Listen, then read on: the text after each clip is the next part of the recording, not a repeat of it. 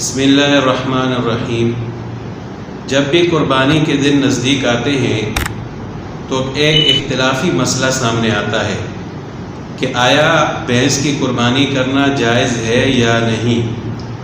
تو اکثر مسلمان بھینس کی قربانی کو جائز سمجھتے ہیں اور اس پر اجماع امت ہے، لیکن بعض لوگ اس کو جائز نہیں سمجھتے اور یہ کہتے ہیں کہ بھینس رسول اللہ صلی اللہ علیہ وسلم کے زمانے میں نہیں تھی، آپ صلی اللہ علیہ وسلم نے قربانی نہیں کی، تو اس وجہ سے اس کی قربانی کرنا جائز نہیں ہے، اور یہ علماء اہل حدیث کہتے ہیں۔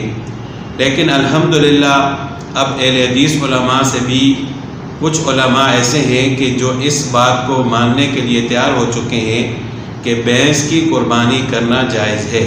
آپ یہ سن لیں۔ جو راجح بات ہے وہ یہی ہے کہ کٹے کی اور بھینس کی قربانی جائز ہے۔ تو یہ عبدالرحمن مکی صاحب ہیں جنہوں نے یہ کہا ہے کہ بھینس کی قربانی کرنے میں کوئی حرج نہیں ہے، اور یہ اہل حدیث عالم ہیں۔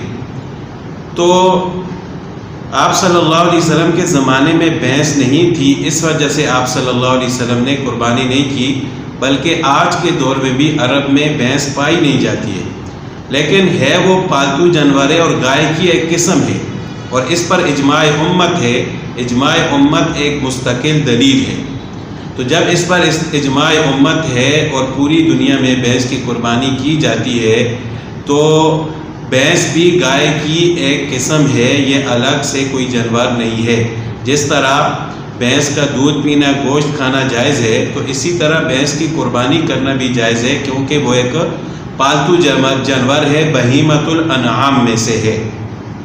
تو صرف یہ کہنا کہ رسول اللہ صلی اللہ علیہ وسلم نے قربانی نہیں کی، اس وجہ سے بھینس کی قربانی جائز نہیں ہے، یہ درست نہیں ہے، کیونکہ اگر اس بات کو دیکھا جائے تو کئی بکری اور گائے کی بھی ایسی قسمیں ہیں جو آج کے دور میں ہیں، لیکن رسول اللہ صلی اللہ علیہ وسلم کے مبارک زمانے میں نہیں تھیں، تو کیا پھر ان کی قربانی کرنا بھی جائز نہیں ہے؟